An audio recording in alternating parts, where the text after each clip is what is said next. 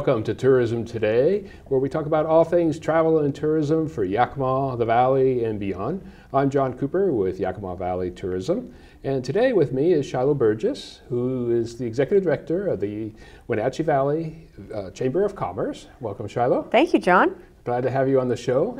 Happy to be here. Tell us a little bit about yourself.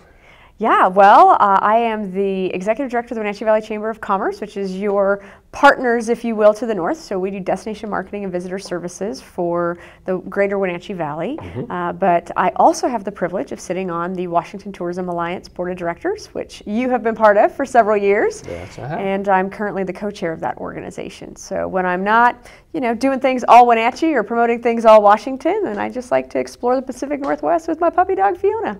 Good. Good. Since you mentioned tourism in Washington State, kind of give our visitors and our viewers, what does tourism mean for Washington State as far as jobs and taxes and things like that? It means a great deal. I mean, it's over a $22 billion industry annually for the state. I think it means a lot more to our rural economies. When you think about economic development and you think about introducing people to an area, a lot of times people get exposed to places through vacations, right? And they go there and they say, oh, my people, my place. And so tourism is a unique industry because not only does it provide good jobs, tens of thousands of jobs in the state of Washington every year, but also it provides an opportunity for us to showcase what we love the most, our craftsmanship, our culture, our history, our future. I mean, it's the place where we get proud, warm, and fuzzy, right? Yeah. And it's a dynamic industry right now in our state. And in our neck of the woods, all the craft beverages and the food products and the agricultural products and the wine, it's definitely very important. Well, on a state level, we used to have a state tourism office, and that went away. What happened, and what did we do as an industry to respond? Yeah, so in 2008, we experienced the Great Recession. In 2011, the state decided to close the state tourism office. And you could probably speak to it a little bit better than I can. Back at that time, I was in the legislature working for State Senator Linda Evans Parlett when that occurred, but I don't think we were excelling at that point at the state level, and for whatever reason, there was a disconnect between legislators and the value that tourism brings into the economy. But to the kudos of the industry said, no, this is a major industry in our state, and we need to be able to market this place to domestic and international markets. And so a group in the industry coalesced, created the Washington Tourism Alliance, almost the moment, you could say, that the state office closed. That is true. And then for the last 7 years, they have been working with the legislature to create a funding mechanism that will allow us to do that, to have a destination marketing program for the state that goes nationally and internationally. And so 2018, the legislation was passed in March. It was signed March 27th by Governor Inslee, a big celebration day. And then we got to work. And in the legislation, it formed what's called the Washington Tourism Marketing Authority. And the authority took about 6 months to get established because the governor needed to appoint members of the authority, and the way the legislation was set up, the two chambers had an opportunity to nominate members to sit on that advisory or a board. And so in December of 2018, the Washington Tourism Alliance was selected to become the state's destination marketing organization. And so for the last 6 months, we have been working on bringing back this marketing campaign, redeveloping the state's brand, and reconnecting industry leaders with a state tourism office. And when you look at it from a competitive standpoint, Washington has to compete with neighboring states and provinces, British Columbia, Idaho, Oregon, California, Montana, and then even destinations beyond that, because people travel all over. And what's always been a challenge for us as an industry is that we were comparatively underfunded. When you look at our competitors, British Columbia has a budget of over $50 million US. Yep.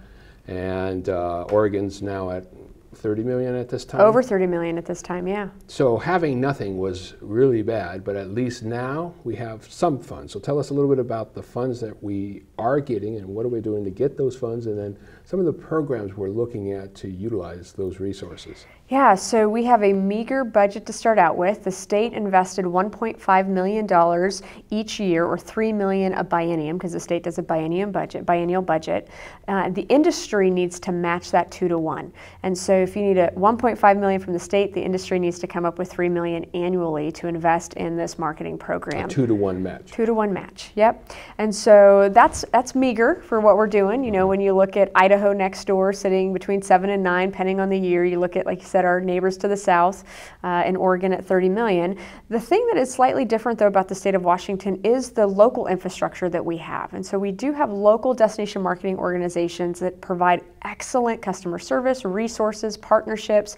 And so we have an infrastructure that's more sophisticated than most states, I would say. But our challenge now is developing programs that will entice our partners in the industry to advertise with us, to help us get out. So a co-op program potentially, having those relationships across the state where we can do familiarization tours, partnering and leveraging with the state to do trade shows to help highlight. There's so much diversity in Washington, right? You look at the rainforest, if you will, out on the peninsula, all the way to the arid desert lands, you know, into the Tri-Cities. Yeah, it's beautiful. And so we have a lot to draw from. But to create a message that, you know, encompasses all of that, this branding exercise that we will go through is going to be really significant, because brands are not just logos and flashy titles anymore. They're really an opportunity to capture the character, really, of a place. And hopefully we can do that in a way that each diverse element of our state can plug into. Right? That Yakima can go, oh yeah, we identify with this part of the brand and we can champion that for the state of Washington, and we want to, right? Be that culinary or wine experience that you're talking about, or for Wenatchee it may be, you know, the outdoor recreation element and the access that we have to so many great public lands and the infrastructure there. So we've got so many awesome opportunities for travelers, and how do we prepare them, right, for that? The other piece that's really important is, unfortunately, and your viewers will know this, we have natural disasters in this area. We have wildfires in particular, and it isn't the fire that always impacts us, it's the smoke. And the air quality issues. But sometimes communities are very, very adversely affected. In my area, the Wenatchee fires in 2015 and Lake Chelan in 2016 were very scary. We lost a lot of homes. The national media was all over it. Right? And if you don't have a sophisticated team or a good infrastructure, yeah, they'll come in and they'll tell you all the bad things that are happening, but when you're ready to reopen for business and the sunshine is back and all the scary flames are gone, they're not always there helping you champion that message. And so that's another element of this state tourism initiative, is that we need to help communities across the state let folks know they're open for business and it's okay and safe to travel, and you should come see us. And you bring up a good point, because when you look at the number of rural areas we have in the state that are affected by natural disasters. You could have, sadly, a tsunami hit the coastline. Yes. Or, like you indicated, the fires or earthquake, whatever. Or flooding or anything, yeah. And the key thing there is you have a lot of communities who aren't equipped and knowledgeable about how best to get the message out and messaging and who to message to. Yep. And many times they're just involved in dealing with the crisis at that moment. So having a resource like that, I think, is going to be very helpful and very useful. Right now, WTA has a couple of resources that our viewers might be able to access. Why don't you talk about that with the website and the visitor's guide? Yeah, so we have a great partnership with the Hospitality Association in Washington to produce the visitor guide.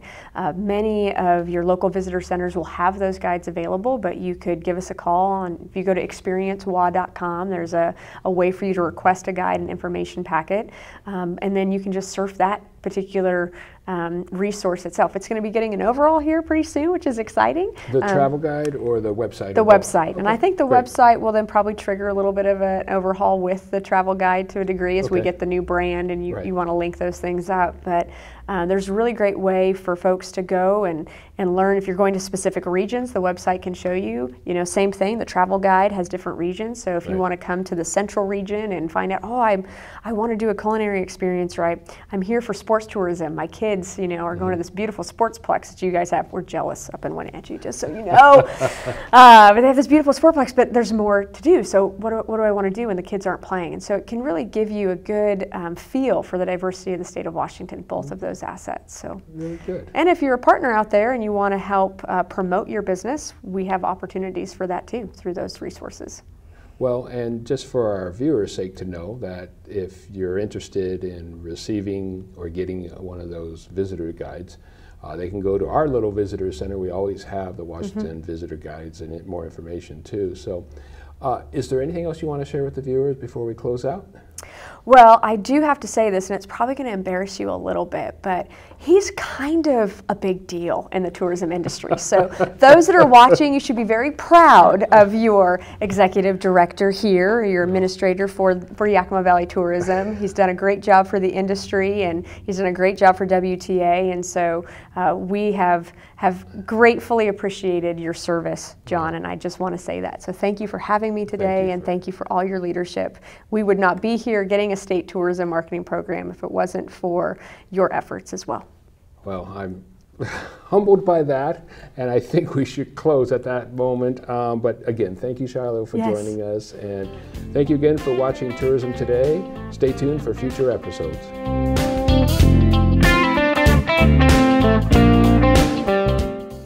For more information about today's tourism topic, be sure to visit WATourismAlliance.com and experience WA.com. Wonder what's happening in the Yakima Valley? Go to visityakima.com or call the Yakima Valley Tourism Office at 509-575-3010.